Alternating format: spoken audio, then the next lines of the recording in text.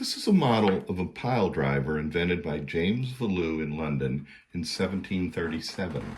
This model was made about 1750 and is one of a number in existence. King George III even owned one. It was made that the horses, which were up, turned to capstan, everything kept on constant tension as it raised and lowered the weight and dropped it.